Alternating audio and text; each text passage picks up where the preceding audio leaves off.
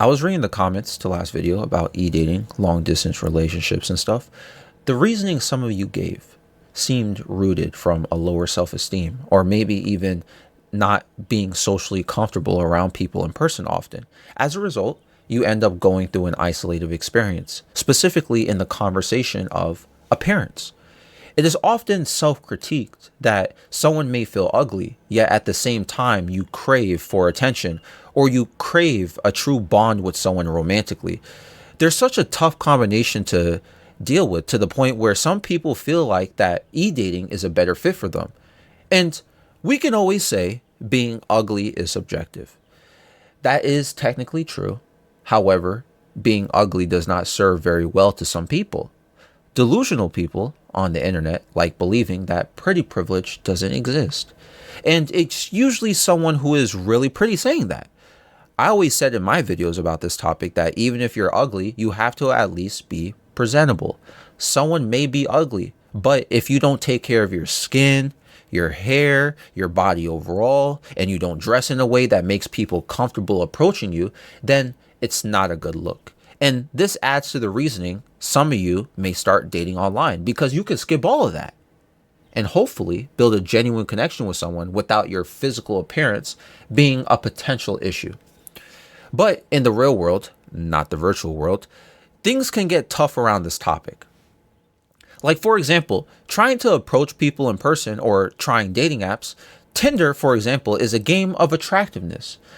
Some other dating apps aren't all about swiping though, but people will still consider someone's appearance as like a standard per se. And on those dating apps, when you don't match with someone or you don't get as much attention as others, you start to question things. A struggle for social validation.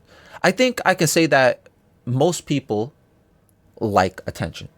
It doesn't have to be attention like romantic or perverted. It could be attention like affection, friendly affection, or, just knowing a buddy or a family member who gives you their time. That counts as attention and affection. I think most people like that, right? And it could be very difficult to have that when you are a turnoff to many people, personality wise and looks wise. Well, it depends on what kind of social system you have, but personality does matter, but it's not everything. You can have a great personality, but your looks may make you fall short or going to the next step with some people.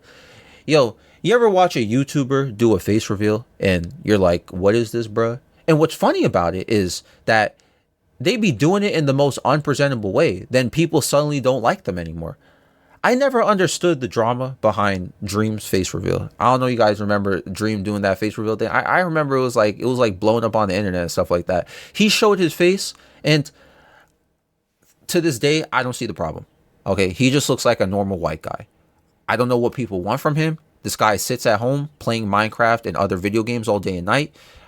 I guess y'all want him to look like an Instagram model on TikTok, like some TikTok white boy with a broccoli haircut. I don't know. He sits at home and plays games all day. What do you want him to look like? You see the standards people have nowadays, even if it's not romantic.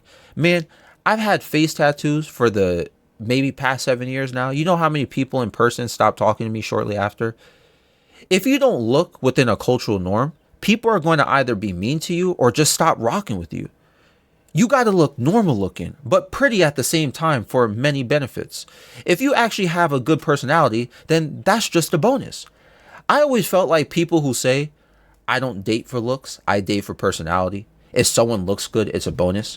I always felt like people who say that stuff, they mean that in the opposite way. They date for looks, but they're mostly content about someone's personality. They'll put up with someone's personality if they look good. They're just saying it to gas someone up, if that makes sense. I'm not saying there's nobody on the internet, or on the internet, see, I'm talking about e-dating. There's nobody on this planet, rather, who doesn't date for personality. But sometimes you can be the nicest person to someone who says this, and you come to find out it's not completely true. Ugliness became harder to live with ever since social media became such an important part in life. People will spend all day scrolling and seeing pretty people's pictures online. Then you see someone in person or someone normal looking, and it becomes haunting to them. People don't really notice this either, but this also contributes to heightism and other stuff. I always joked about this in certain videos. I always joked about it, but it's actually a serious reflection of what I'm talking about here. I joke about how BBWs, or people who are just very overweight, they take pictures right to their face. And all you see is the neck up, or you don't even see their neck. It's just their oval face in a picture. And that's how you could tell someone's a BBW. Because they know social media has a standard set and they don't want to be reminded of it. Or even pictures where somebody doesn't want to show off their height that well. If you're short, you finna take pictures where you look decently tall or within good range. Otherwise, people are gonna know, it's like, dang, that person's short from that picture. Or the same thing with the B, dang, that person overweight from that picture. That's why they take pictures like that. Social media really made others feel unwelcome due to seeing pretty faces and bodies. On that topic, because Aku, you're one to talk.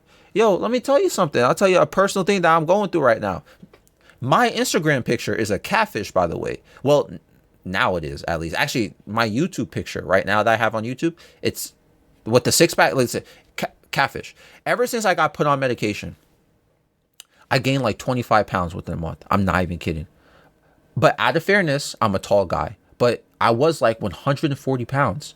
That's underweight. For my height, that's very underweight, slender man type body build. But now I'm like 165 pounds and gaining more weight. That I lost my six pack. One of the medications they gave me in the ward increases my appetite a lot. I'll have a full blown meal and then like 30 minutes later, my brain is like, yo, I'm hungry. Even though I feel like my stomach is not signaling for the same thing. I can't explain it. I'm just open to eating all the time now. Because of this, I've been overeating a lot. Being aware of this, I've been spending more time working out, but it feels like it makes me feel bad that I don't have the body that I want, and I can't help but feel insecure about it. If I was in the dating space, I would probably avoid dating or doing anything until I got my body right. I've been able to get my six pack back slightly, but it's going to take time. I just got to burn the fat and work on muscle, and I got to try not to overeat. You know what I'm saying? Let me just figure something out with that. Again, I've been on it. I'm seeing results. But the fact that it went away completely when I just started overeating, that was it. It's been tough for me. My point is, even though you see stuff on social media, people be going through stuff in real life. What you see online can be altered by filters or just the timing of the picture was done long time ago. You know what I'm saying? And you may see something like that and then get inspired or whatever. You see someone who looks pretty or someone who looks fit, you get inspired. Then you play a game of nonstop comparison. That's what social media does. It's just a nonstop game of comparisons of images and videos. It really sucks that after going through all that time, you have to do a self-assessment when you look at yourself. Doing all that time spent on social media, then you look at yourself in your mirror. And not everyone watching or listening to this episode is ugly per se, but you get what I mean. For those who aren't ugly per se, I think you should always try to accept and love people who aren't as fortunate or look like you. I think a pretty person telling someone that they're beautiful is a huge helper. And some people who are pretty are only pretty because they hopped on a societal standard trend to become that way. People be getting surgery to their body. And listen, to each their own, okay? If you have an insecure with body and you feel like getting something done with it, like a tattoo or, your body, I feel, do what you want. You know what I'm saying? But I feel like a lot of times, a lot of things would have been avoided if people made those individuals feel beautiful without the need of social validation, without the need of trying to be like someone else or compare themselves to what they saw on social media or someone who they idolize. It should start with the parents, though. Your parents should be the first ones instilling confidence into you about your looks. And my parents never really continuously put confidence into my physical appearance or even my mental health. But I remember my ex, she would always tell me, and this lifted my mood so much. She would always tell me whenever I showed my face, my ex would be like, "You're so handsome." And that's like, why you say it's kind of corny, but it's like the way she said, like, "You're so handsome." And I don't know why, it just lingered with me. Like, thanks. Like, seriously, like, I'm blushed. Like, thanks for calling me handsome. And she meant it too, from how she said it and the moments. It gave me so much confidence every single time. And that's why you got to do that.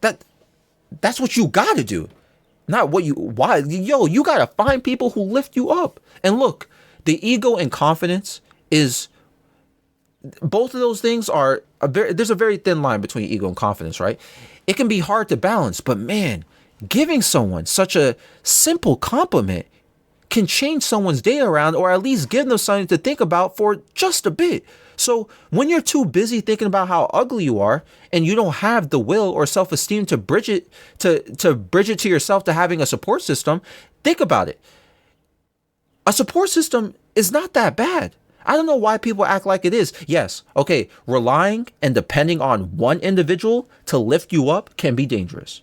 But a support system, hence system, consists of multiple friends, family, and you could throw in a lover. Screw it. Sometimes even watching or listening to episodes like this, you may feel a sense of togetherness if you relate, at least.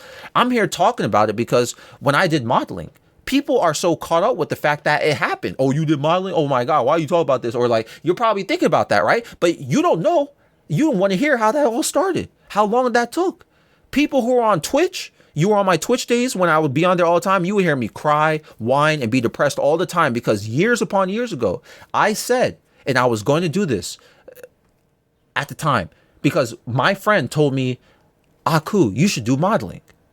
And you see what I mean about somebody saying something like that to you and what it could do for your confidence? So every day for weeks, I would spend money for train tickets, travel all around New York City just to go to these modeling agencies and get rejected. They told me I was too short. I'm 6'2". How am I too short? I have too much muscle, which, what? Apparently you don't want to be too muscular. All right, well, what do you want? And they would also tell me that I'm not photogenic. Okay, maybe true, perhaps. But this would go on every single day. Then I would hop on Twitch after hearing what people would say about me, that I wasn't good enough, I didn't look good enough, I didn't have the right physical attributes, and then I would talk to you guys on Twitch mentally defeated. To go to these agencies, I had to make a portfolio of pictures I had to take of myself. So here I am just taking pictures of myself all the time, trying to set up like little photo booths in my house, learning that I ain't got it. I don't got it, man. I almost quit like 2 times a week. And one of my friends during this time period, I would message him on Discord right after getting rejected and be like, I can't do this anymore. And he would be like, nah, man, just keep going. You could do it. But he wouldn't say that black and white, but he would say it. And yo, I remember, I tell this story all the time. You probably are sick of hearing it. I remember going to the city one day to a modeling agency. And it was pouring rain outside, man. It was bad. It was like it was going to thunder soon too, but the rain was so bad. And I just didn't want to go, but I went because I felt like I had to go. I had to go because I can't, what if I miss an opportunity? What if they say yes, right? I went and I showed up to that office. I handed the guy my portfolio. He opened it for 2 seconds, closed it, and told me to go home. I almost cried right there and then. Like, geez. And I told my same friend on Discord about that. And he was like, he's so rude. But Aku, just keep going. And I remember I didn't stream on Twitch that same exact day because I was so hurt by that. The whole moral of the story and the topic is that what I said earlier about saying something nice can really just keep someone on their feet. Give someone some encouragement. Hey, you look good today. Yo, that fits you. Hey, I like your hair. And I'm not saying to lie to somebody purposely, but you can like somebody, or you can like something about somebody's appearance instead of their face or their height or their body weight. You could like their clothing, hair, and many other things. And I want to go back to something I mentioned earlier in this complete episode about craving attention. It is often recognized that someone who craves attention tends to lack recognition or validation, hence at times attention-seeking behavior. Some people, it's so deeply rooted that it becomes part of their personality. That happens when these same people continuously fall short. On the contrary, sometimes this craving attention behavior that you had or have, once you get enough of it, or once you don't get enough of it, or continuously receive negative feedback after getting enough of it, you sort of become avoidant or start developing social anxiety. And I could tell you from firsthand experience, when I became like a mute in middle school, My energetic behavior before that was rejected so much by people. I stopped being that. I stopped just being that way. I started getting anxiety if I ever had to speak to people because I was so silly for most of my childhood. I was such a silly kid that people didn't take me serious, and it bothered me. There have been other times where I felt like me being too social or me being too silly was just not the right move to people. Do you guys know what I mean? Where like you're so talkative or you're being that silly friend or something like that, and then people just constantly just put you down or reject you socially, and now you just don't say anything. You know what I mean? Look, there was this one kid in my English class during my junior year of high school. He was so annoying. Always with the outbursts in class, making jokes, trying to be funny, and nobody would laugh. So since it was irritating people, people would actively bully him. The teacher would bully him, not like wedging him or anything like that. We wouldn't bully him in that way, you know what I'm saying? But like, and I say we because I was also part of that. He was annoying to me too. In the class, people would roast him. And anytime he tried to not be silly or say something serious, nobody took it serious. People would still roast him even when he's trying to be serious. It got to the point by end of the school year, he wasn't even being talkative in class anymore. And look, this isn't a PSA to bully annoying people. The moral of the story is wanting attention doesn't always come back in the best way. And it's funny because this guy, he was pretty overweight. That's the thing. He was pretty overweight and he was Indian. So you know how it goes in American schools if you're from if you're Indian or maybe even Pakistani. People be stereotyping y'all. So people kept making jokes about curry and all these other things, like all sorts of gymnastics to disrespect him because he was so annoying. He wasn't very good looking of a dude either. And it's funny because if that guy was a good looking girl or a guy, the guy who I'm talking about here who was annoying and got bullied, if he was good looking, I don't think people would be roasting him. I've had people who act just like him in other classes, class clown behavior, but they're less funny and less entertaining, but they have pretty privilege. So people let it go. Truth be told, it's worth noting that being, quote, ugly is not something that you should try to act like. It's, it's hard to say this, but like,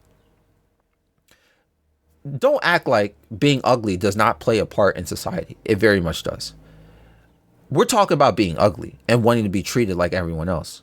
Obviously, that's not going to happen. And that's not the case. But it's worth noting to remember that if you're so worried about affection and attention and romance, you have to understand that romance and affection is about expression.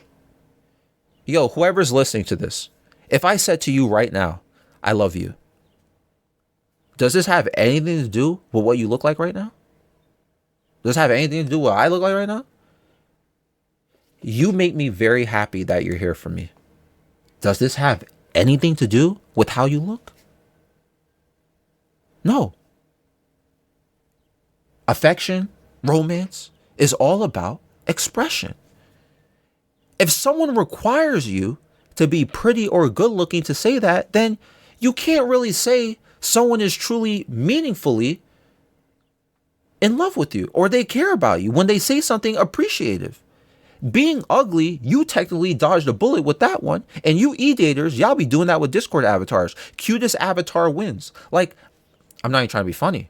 It doesn't matter what anyone says if their true expression isn't really there because they're so busy caught up with something that they like about your appearance or what you present. You know what I'm saying? Second, there's a quote in Eastern philosophy.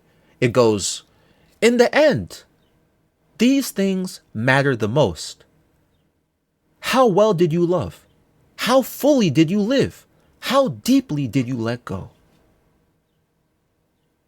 How I perceive this, or at least analyze that, it's about that external appearance you may hold, the external appearance you may hold, does not truly change the internal values you should seek. There are way more important things in life than worrying about your ugliness. Realize, like the rest of us, you're just a human being. Another human being that deals with issues that other people may share with you, but many others don't. You're part of this system where we live in this world filled with many different obstacles and different things that shape our minds. So you are already perfectly attuned to this world. Keyword, perfectly attuned to this world. You just got to do your own things to deal with. Just like I got to deal with my own things to deal with and do my own things. Accept it. Acceptance can go a long way. So focus on the important questions or things in life. How well did you love? How fully did you live? How deeply did you let go? That's up to you. That's up to all of us to figure out. But you worried about being ugly? This does not contradict my notion earlier about being presentable. There are things we can't change. Let it be. Nothing you were born with that you can't control was your fault. Let's be honest here. And let's end it on that note. This episode is also found on Spotify. Watch the Sun Bleed is our time to go out while we watch the sun down. Watch the sun down. Watch the sun down.